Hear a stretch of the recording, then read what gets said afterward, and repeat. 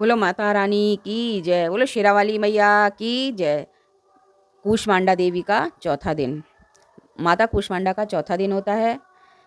इस दिन कूष्मांडा देवी की पूजा अर्चना की जाती है। सुरा संपूर्ण कलशम रुधिरापलुतमेव च दधाना हस्त पद्माभ्याम कूष्मांडा शुभदास्तु मे।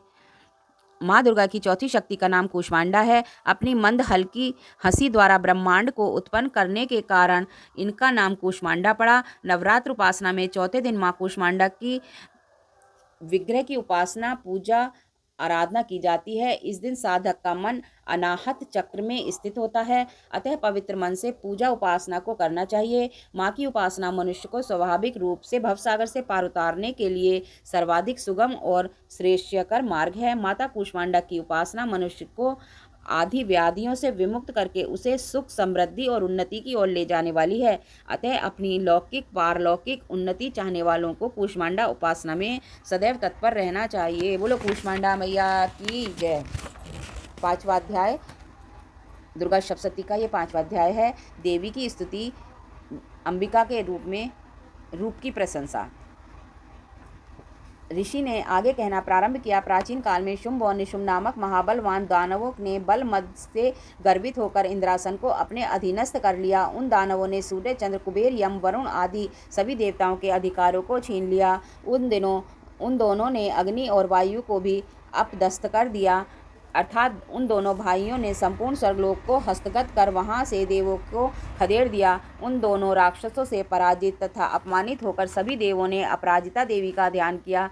पूर्व काल में जगदम्बा द्वारा देवों को वर प्राप्त था कि जब भी उन पर किसी प्रकार का संकट उपस्थित होगा तभी देवी की आराधना द्वारा उनका संकट दूर हो जाएगा। ऐसा सोचकर सभी देवता हिमालय पर्वत पर जाकर भगवती विष्णु माया की स्तुति करने लगे। देवताओं ने कहा, देवी को नमस्कार है। महादेवी शिवा को हम भी सभी प्रणाम करते हैं। प्रकृति एवं भद्रा को नमस्कार है। हम लोग नियम पूर्वक जगजननी जगदम्बा की वंदना करते हैं। रौद्रा नित्या गौरी एवं धात्री देवी को मेरा बारंबार नमस्कार है। ज्योत्सनामयी चंद्र रूपिणी तथा सुख स्वरूपिणी देवी को मेरी सतत वंदना है। शरणापन्नों के लिए कल्याणमयी वृद्धि करी एवं सिद्धि स्वरूपिणी देवी को हम सब लोग बार बार प्रणाम करते हैं। नैश्रति दानवों की लक्ष्मी, जो कि दानवों की लक्ष्मी होती हैं नैश्रति, राजाओं की लक्ष्मी तथा सर्वाणी स्वरूपिणी जगदम्बा को हम सब नतमस्तक होकर अभिवादन करते हैं। दुर्गा संकटहारिणी सर्वसारभूता सर्वकारिणी ख्याति कृष्णा और धूम्रा देवी को मेरा सदैव नमस्कार है।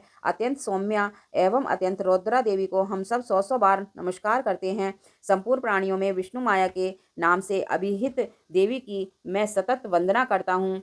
समस्त जीवों में चेतना नाम से युक्त देवी का भी अभिवादन करता हूँ। सभी प्राणियों में बुद्धि रूप से अव्यवस्थित देवी को मेरा प्रणाम है। समस्त जीवों में निद्रा रूप में स्थित देवी की मैं वंदना करता हूँ। सभी जीवों में शुदा रूप में विद्यमान देवी को मेरा अभिवादन है। सभी जीवों में छाया रूप में स्थित देवी को मैं नमस्कार करता हूँ। जो सभी प्राणियों में शक्ति तृष्णा एवं शांति रूप से अव्यवस्थित है, उन देवी को मैं बार बार अभिवादन करता हूँ। सभी जीवों में जातीय तथा लज्जा रूप से विद्यमान रहने वाली देवी को मैं नमस्कार करता हूँ। सभी जीवधारियों में शांति श्रद्धा एवं कांति रूप में अवस्थित देवी को मैं नमस्कार करता हूँ। जो देवी सभी लोगों में लक्ष्मी रूप से अधिष्ठित हैं, उनको मेरा नमस्कार है। सभी जीवधारियों में जिनकी स्थिति वृत्ति तथा स्मृति रूप में है, उन देवी को मैं अभिवादन करता हूँ। सभी परिव्याप्त रहने वाली देवी को मेरा नमस्कार है। इस सृष्टि में जिनकी स्थिति मात्र तथा भ्रांति रूप में स्थित है, उन देवी को मेरा प्रणाम है। सभी प्राणियों में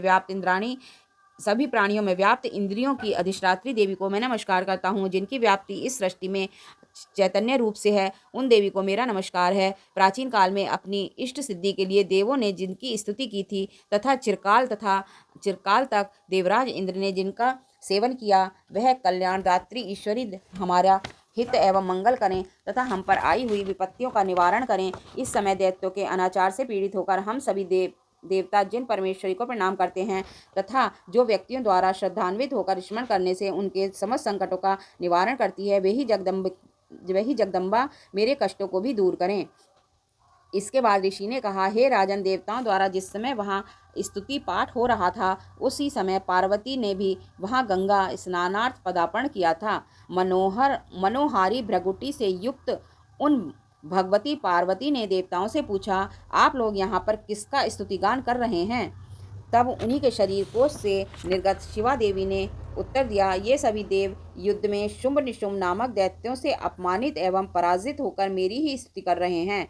पार्वती जी के शरीर कोश से ही अंबिका देवी की उत्पत्ति हुई थी, इसलिए वे त्रिलोक में कौशिकी नाम से संबोधित की जाती हैं। कौशिकी की उत्पत्ति के बाद पार्वती जी के शरीर का रंग काला पड़ गया, इसलिए वे हिमालय पर निवास करने वाली कालिका देवी के नाम से प्रसिद्ध हुई। तदंतर शुंभ निशुंभ के अनुचर चंड मुंड ने आकर परम मुग्धकारणी रूप वाली अंबिका को देखा। देवी का अवलोकन करने के बाद उन्होंने शुंभ दैत्य से जाकर कहा, महाराज, मैंने हिमालय पर्वत पर एक अतीव सुंदरी स्त्री को देखा है। उसकी कांति से हिमालय आलोकित हो रहा है।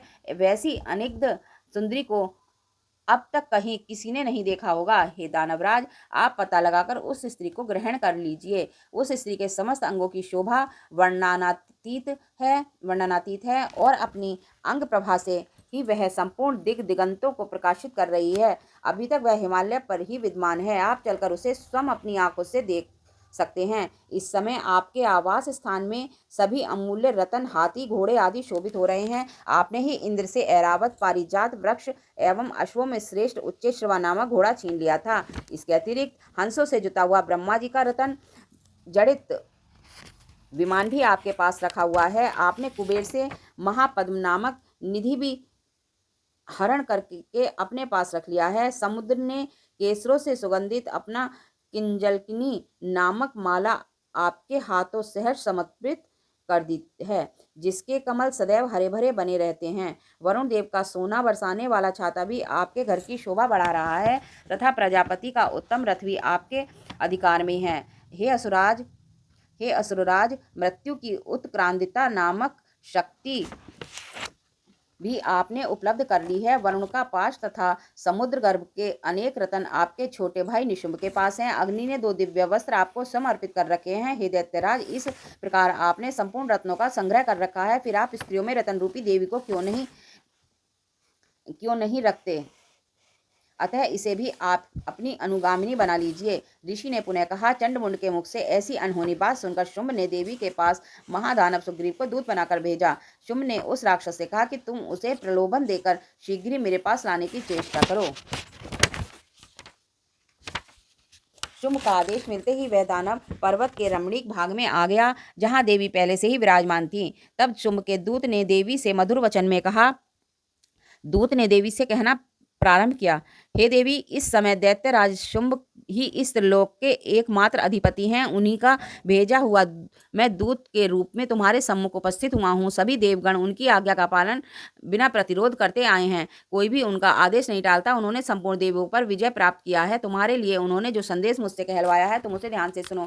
दानवराज ने कहा कि इस समय सारी सृष्टि मेरे वशीभूत है। देवता भी मेरी बात का उल्लंघन नहीं कर सकते। संपूर्ण यज्ञों को मैं ही पृथक पृथक रूपों में भोगता हूँ। त्रिलोक के समस्त श्रेष्ठतम रत्न मेरे पास ही उपलब्ध हैं। देवराज इंद्र का सर्वश्रेष्ठ वाहन ऐरावत हाथी मेरे पास ही है। क्षीर सागर के मंथन काल में प्राप्त उच्चैश्रवा नामक अश्व रत्न देवताओं ने मुझे दे डाला है। इसके अतिरिक्त नागों, गंधर्वों या देवों के पास जितने अमूल्य निधि थे, वे सब मेरे अधीन हैं। हे देवी, हम लोग तुम्हें नारियों में रत्न मानते हैं, अतः तुम हमारे पास चली आओ, क्योंकि उन दुर्लभ वस्तुओं का उपभोग करने वाला एकमात्र मैं ही हूँ।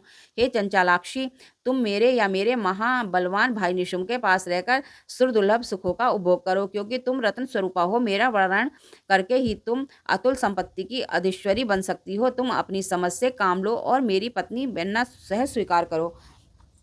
तब ऋषि ने कहा, दूत द्वारा ऐसी बात सुनकर कल्याणकारिणी भगवती दुर्गा अपने मन में गंभीर भाव से मुस्कुराते हुए उस दूत से बोली।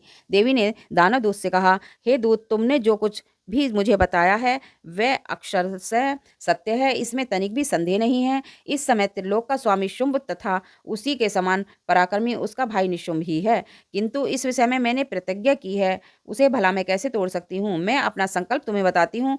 जो भी प्राणी मुझे समर भूमि में पराजित करेगा, मेरे दर्प को दर्पित करेगा तथा जो पराक्रम और शौर्य में मेरे ही समान होगा, उसी से मैं अपना विवाह करूंगी। ऐसा ही मेरा संकल्प है। इसलिए शुंभ निशुंभ आकर मुझे जीत लें तो तो मैं शीघ्र ही उनको पति रूप में वरण कर सकती हूँ। अतएव इस कार्य में विलंब करना ठीक नहीं है। देवी की बात सुनकर दूत ने कहा, हे देवी, तुम्हारी बातें केवल दंभपूर्ण हैं। लड़ने की तो कल्पना भी नहीं की जा सकती है। इस विश्व में ऐसा कोई जीवधारी नहीं जो शुम्भ-निशुम्भ के सामने खड़े होने की सामर्थ्य रखता हो। सभी देवता एक साधारण राक्षस को सामूहिक रूप से नहीं जीत सकते।